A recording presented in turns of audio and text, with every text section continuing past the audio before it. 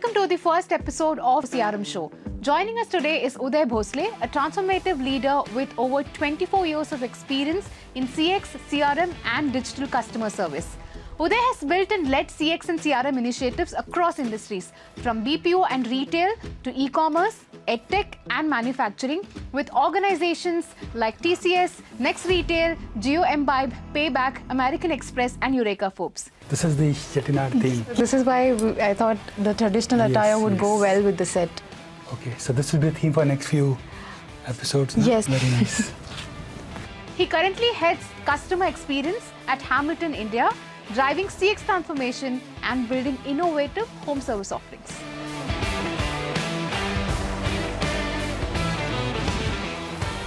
Thank you so much, Uday. It's been such a pleasure to have you on board for the first episode itself. Actually, the irony is you are the first person to say yes to the show and you're also the first guest as well.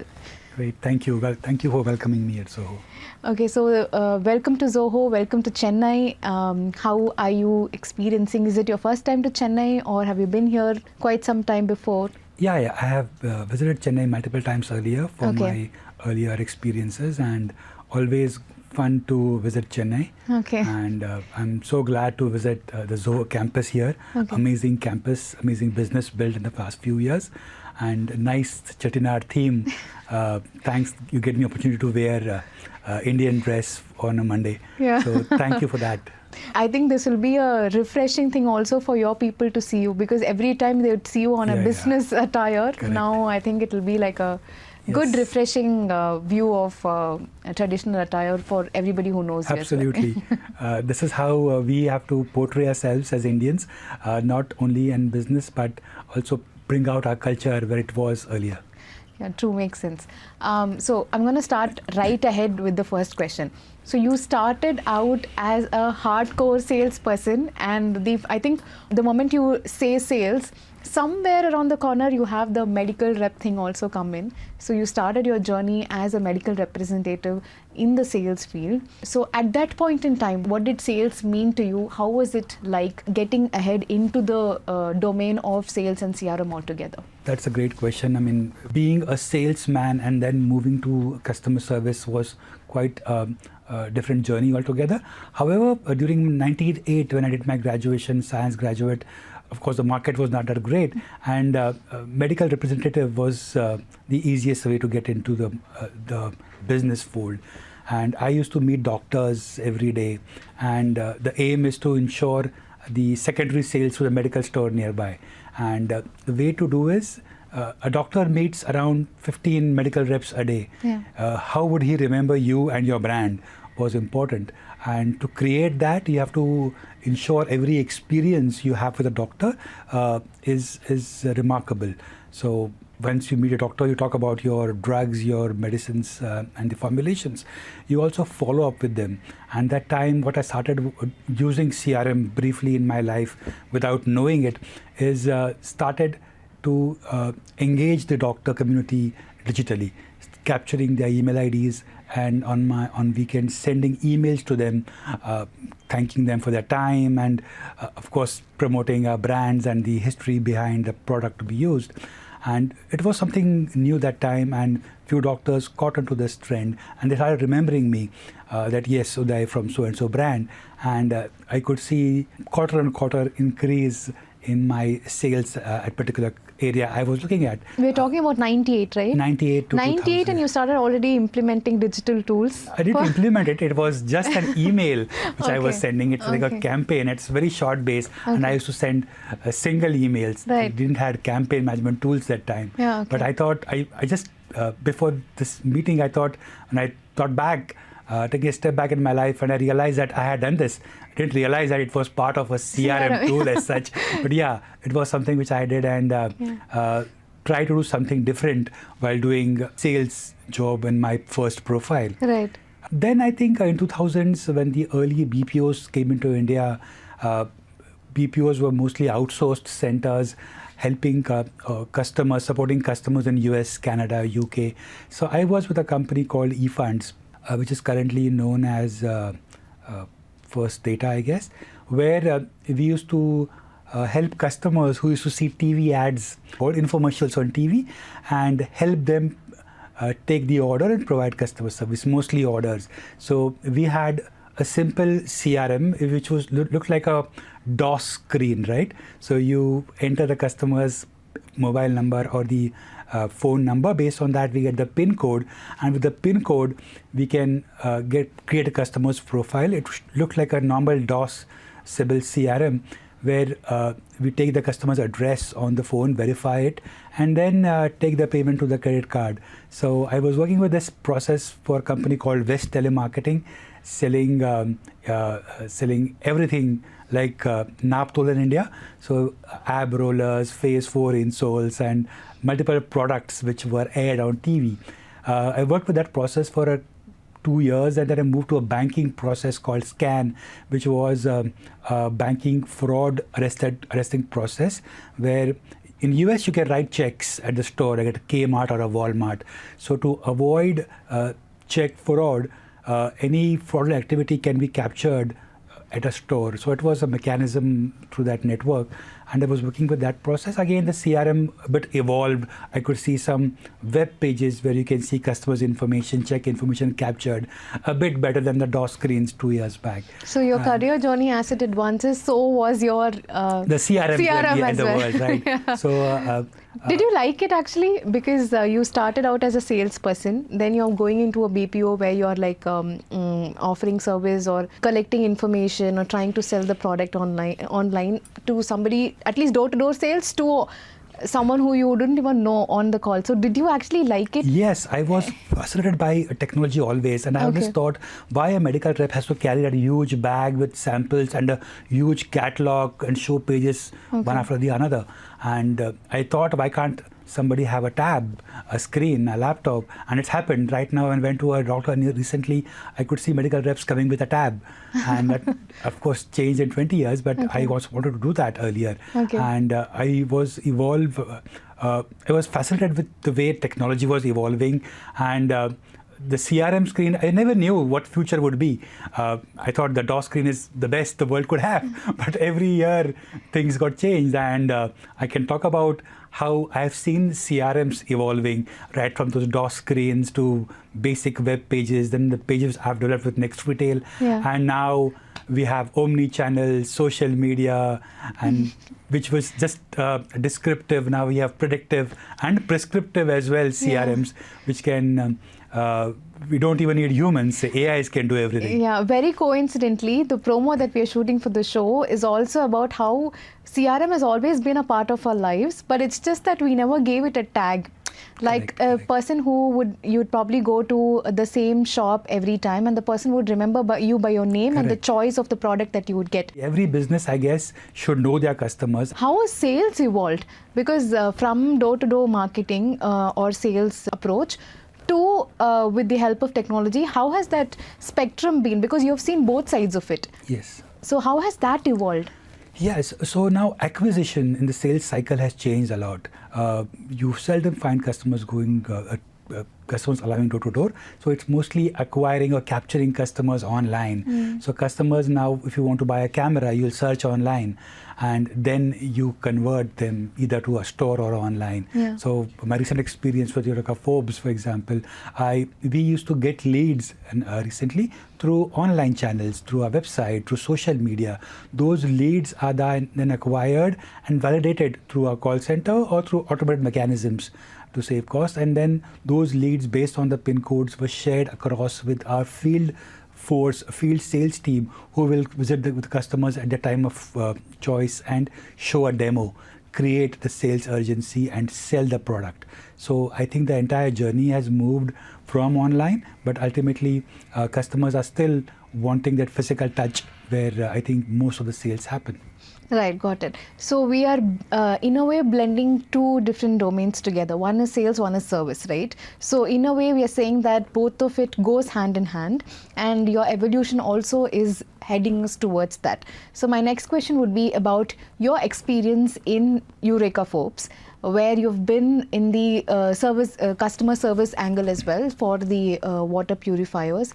And very interestingly, you also told me about how it was very, tech savvy, and how you were able to, even a person who is in a different pin code, we would know in a couple of days that he is going to get a service, or how the escalation process should be. So you have been at the core of this. So can you elaborate on that as well? Yes. So Eureka Forbes is a highly service-focused business, because every water purifier would require service after 6 months.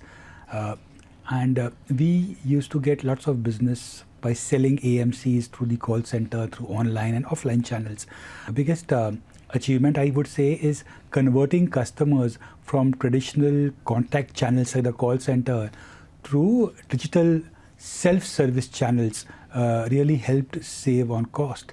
I think almost 70% of our transactions during my time moved from the call center to WhatsApp, as well as our app, mobile app.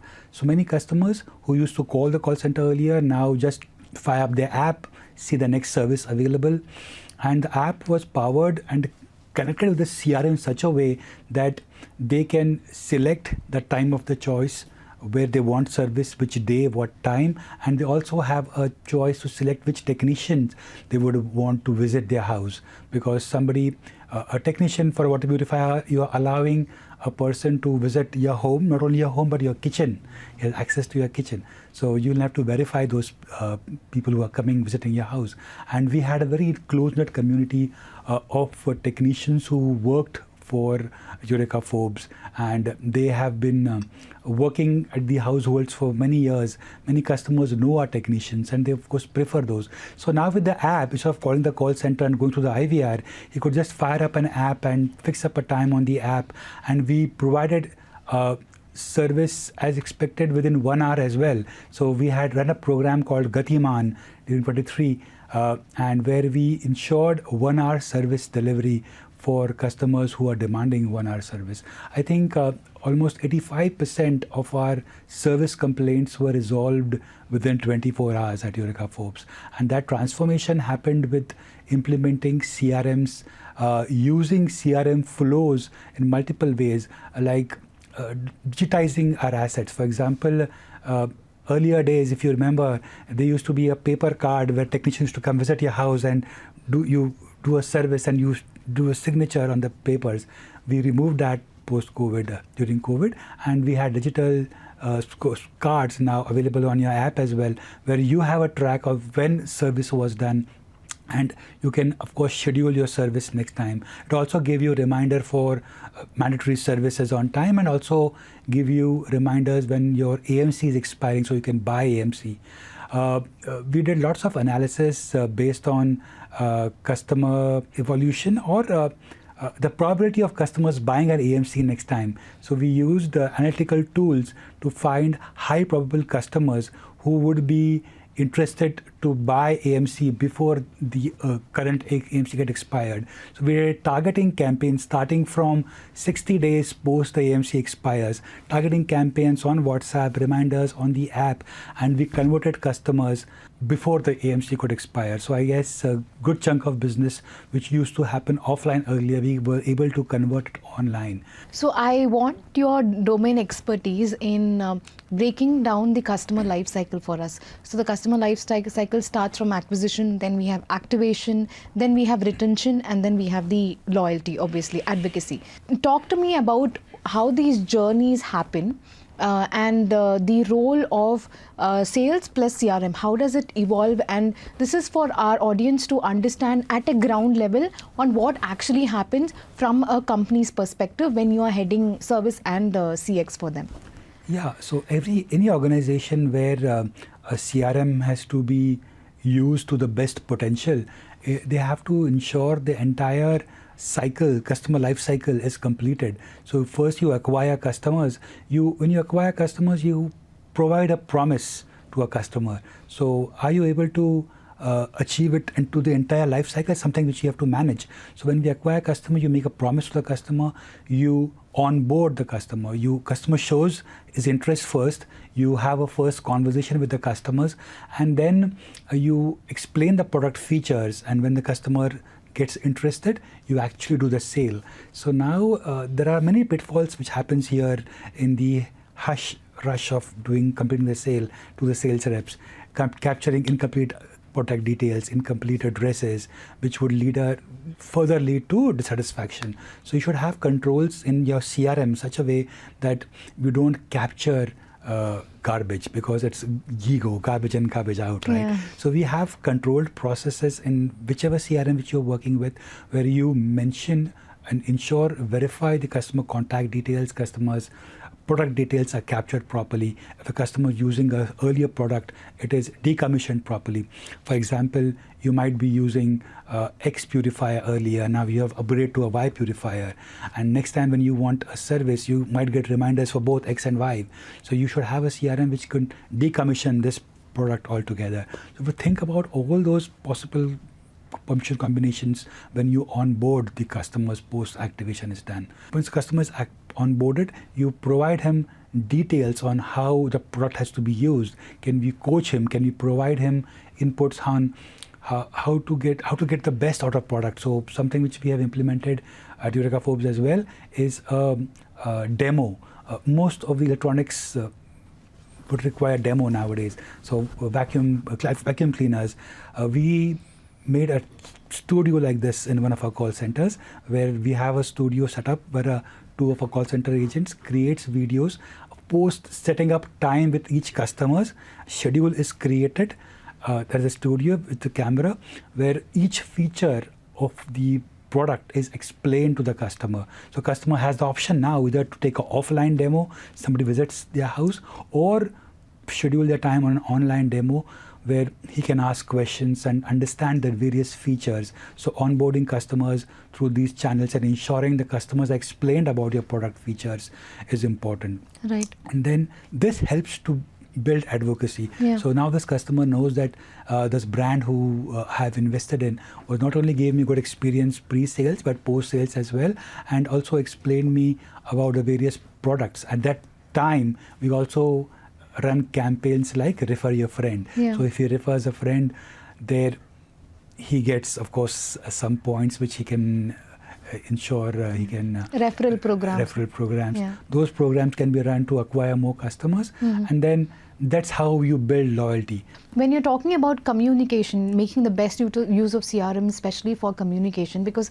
obviously sales is you need to communicate something for the customer to understand, right? There also needs to be some kind of a thin line in terms of how much you can communicate, what can you communicate, and what is the best interval or the time to communicate. Can you give me online versus offline? Because offline is still a thing, especially in a category like plywood or something, still a lot of sales happens offline only today. So give me a understanding of how much salesy can a salesperson get. The basic thing in sales is you have to ask for it. Okay. So unless you don't ask, the answer is no. Okay. Yeah. So every salesperson is trained to ask once he explains the product. Okay. But there has to be a thin line, of course, when to be more cheesy about it. And in offline world, of course, there is no guidelines. Yeah. But on online, of course, there are guidelines. The DOT comes in. We cannot communicate to customers who have upfront mentioned that they don't want any communication. Yeah. So we should implement those channels. We should have clear-cut processes developed in your CRMs to remove those customers from your target base who have signed up for Do Not Disturb, D&D lines, right? And those has to be acquired, because if not followed, a brand could be heavily penalized. Yeah. So you should have processes, systems in place to churn that data before every campaign. Not only before every campaign, but every specific interval, you should churn your data, scrub your data for any D&Ds which has come across, or any customers who have upfront mentioned that he doesn't need any communication. These are open communication. There are transactional level communication as well, which can be exploited. So a customer has transacted with you, then there are avenues where you promote your sale as well when your transaction is completed. If a customer has called the call center and you have provided a service, you can provide him a code. Thank you for reaching out to us. I hope the complaint has been solved, and we appreciate your business. Next time, if in case you want to buy XYZ product, you can always buy it on my website. And just because you have been a customer, this is my code. Okay. So is there a specific omni-channel strategy that works the best? Because considering how Milton has a customer-centric, customer-first approach, plus also the fact that its product quality comes always first, and then you're trying to enhance it, and it is also available offline, it's available on marketplaces, it's also available on its own website as well. So there are multiple channels in which a customer can go buy a product like Milton. So is there a different omni-channel strategy or something that worked for you, or that you're working on in Milton to enforce it? Very important question. Earlier, every business had multiple channels. Of course, general trade, modern retail, e-commerce, D2C. And even for customer service perspective, you have emails, you have call center, you have social media, multiple channels. Now, the best CRMs in the world, and which I also promote or would like, is an omni-channel platform where you have those multiple channels, customers as well as customer service channels coming in, merging together, providing an omni-channel platform for all our customers to transact, to communicate. So a customer who's coming in, bought a product from a general trade, would also come up to us through a call or on social media. So do I have a platform to support them? So I have implemented a omni-channel platform which help my customer service agents help customers coming through any channel, maybe calls, voice calls, social media, emails, chat, WhatsApp, and converge all this together to a single flow to resolve the customer's problem or provide a solution. So I guess omni-channel is very important right now to implement and to provide an experience, because a customer who has come to you, your customer service team should have the ability to understand it is this customer who has come in. He has raised an email 2 days back. Today he has called me. Proactively, the customer service team should be able to read that comment on the same CRM and relate to the customer that, yeah, Harshini, I see your email of 2 days back. You had made a complaint regarding so-and-so product. And right now I understand it is still not resolved. However, let me inform you, the replacement product has been dispatched and it's going to be delivered to you in the next 24 to 48 hours. Right. So that entire life cycle or experience build-up can be developed very easily using an omnichannel platform. And to train your people to use omnichannel platform is very important. And I think with the use of AI, you can help, and it basically augment your entire experience. So for example, customer will send an email, in the same case is coming on chat. Can the AI tool read that email? Absolutely. It can then communicate to you, yes, Harshini, I'm the bot and I can see your email.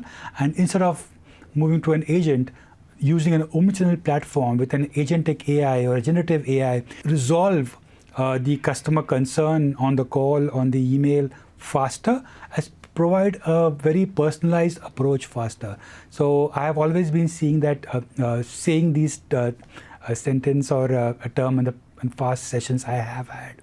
Very important is people ask me what is the future of CRMs considering the advent of AI, and I have always been promoting it until it evolves further.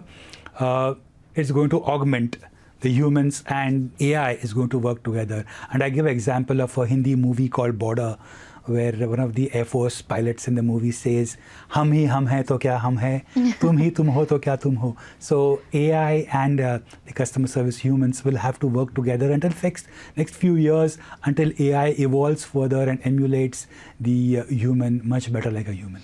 Okay, wonderful. So actually my final question to you was going to be about What are you super excited? What are you looking forward in terms of how the world of sales and CRM? Because if you ask me, it's not different functions anymore. Like you said, it's not siloed. Today, even a small business is asking for a platform that can do, for them, it's sales, service, and marketing all together. So they just want, give me a customer experience platform that I can use, implement on the go. I'm not looking for any specific app or any specific plugins that can work, but I just need a platform. So that's how centralized everything is going to be. Even the offering and the data, everything is centralized, right? We are already there, but my question was, give me like a couple of things that you're really excited and you're looking forward. If this was in CRM or in the customer experience domain, if this development happens, then it will be the best. What's it for you?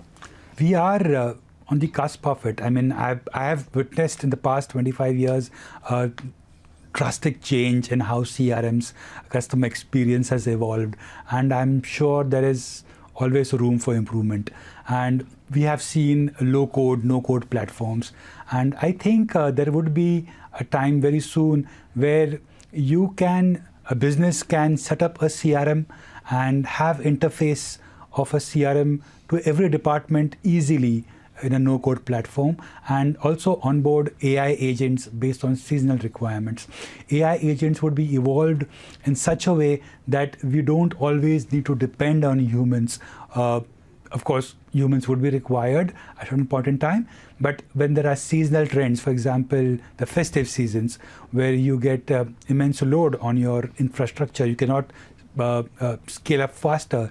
And I think using those no-code platforms, using AI tools to not only scale up your platforms, but also scale up your human capital to answer your customer queries is something which I'm seeing into next maybe 5 to 10 years. Tell me, what does a good customer experience mean? How can someone offer a good customer experience? Because in everybody's head, according to them, they are doing the best in giving a good experience to the customer, but only if you stand in the shoes of the customer, they sometimes do not feel valued, or they feel it's too spammy, or they feel it's not the right product for them, or they do not fall in love with the company or the brand so easily. So in your experience, how do you define the best customer experience, and how can we work towards providing that? There are many examples to talk about, but a good customer experience is where you have a lasting memory, right? For example, Milton, I'm sure since it's a childhood memory, we have a good experience that since childhood we have used the brand. Similar examples, I would say, to build a good customer experience, an organization has to be a customer-focused organization. Customer service department or customer service is not the responsibility of customer service team or department only. It's the company-wide responsibility. Unless every employee of your organization believes in customer service, you cannot up the customer experience. I'll give you examples of brands like Starbucks, where you get good experience. Globally, Disney, an offline world, if you go to Disney, you had a very exceptional customer experience. So even right from you entering the park, your parking service, the entire atmosphere. So if you are passing through a bakery, you'll get some sounds. If you're sitting in the different comic world, Comic Cons, the Marvel heroes, you'll have visuals, you'll have even sensory functions which will help ensure you enjoy the entire Disney experience. Online world, I'll talk about a brand called Zappos. Have you heard about Zappos? Zappos is an online brand which sells shoes. It provides an unmatched experience where you can buy a shoe online and you can return it for 365 days. So not 7 days, right? So this policy comes across because the company, Zappos as a company, has a very customer-focused approach. Every employee, every senior management employee in the company, right from the CEO to the CFO or a CMO or the finance marketing teams, have to spend a day every month at the call center. With that note, we are coming to the end of the main segment. I have another couple of segments for you, which obviously you wouldn't have known the questions as well. I'm looking for a little bit of quirky and funny and very engaging answers from you for that. Sure. Okay, the first segment is the rapid fire segment. What's your first love in terms of being the head of CX and service? My team. Okay. Always. And I always believe in customer service. We deal with humans, deal with customers as well as the customer service delivery agents. And the way I have built my career, I have managed large teams, and I always believe a good team leader as good as his team is. So I always talk about my team. Okay. Next question is, what's the first CRM dashboard or metric you check every morning? NPS and CSAT. Okay. What's the most underrated sales KPI? I guess the lag between the lead and the actual sales. So I've seen channels where the lead is shared with the sales team in some gaps, which of course is of no use. Customers right now are very fluid and they have options easily. So we have to capture hot leads, and when we know there is a hot lead, we have to act on it faster. What's the best CRM tip that you would give a sales team in 10 seconds or less? Ensure the customer is satisfied and he refers you for his next transaction. Okay. So with that, we are coming to the end of Rapid Fire. Next segment is the Have You Ever segment. For this, I'll have just a few questions. You have to tell me whether you've done it, you've not done it, or you'd rather not answer for it. Okay? First one is, have you ever sent a CRM campaign to the wrong segment or audience and realized it's too late? No, we always had proper segmentation. Have you ever had to convince leadership why CRM deserves more investment? Yes, at times. Okay. Yes. Okay. Have you ever seen a customer insight that completely changed your strategy? Yes, multiple times. Customers teach us exactly what they want, because that's a customer's voice, and I have all my life I have learned from customers' voice, customers' experience, and what they want. Is there one insight, small insight, that changed your strategy? Customers would expect immediate redemptions, right?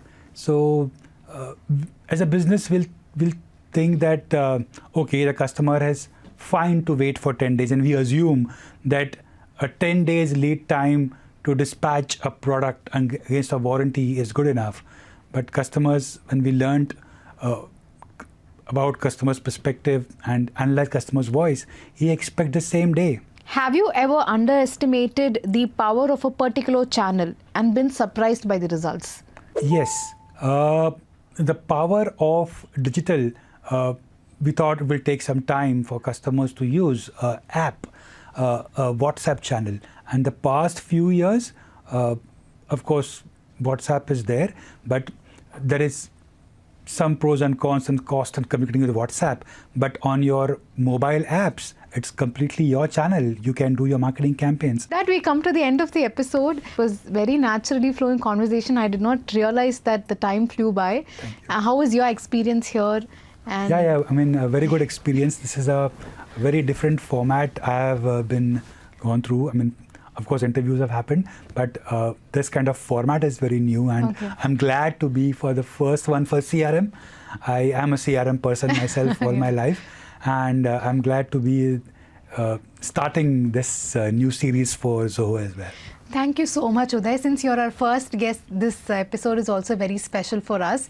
The concept is new again for CRM, and you agreeing, being the first guest, and also today the shoot is happening. It's been one long month of discussion that we have been going on and off, and finally you're here and the shoot happened. So I'm so glad that I could have you for the first episode. Pleasure. Thank you for inviting me, and thank you for creating this Chettinad style backdrop and getting me into a traditional dress. I always love talking about CX and customer experience and CRM, and it was a pleasure. And I would like to thank you all and Zoho with an Indian style saying namaste. Thank you so much. Thank you.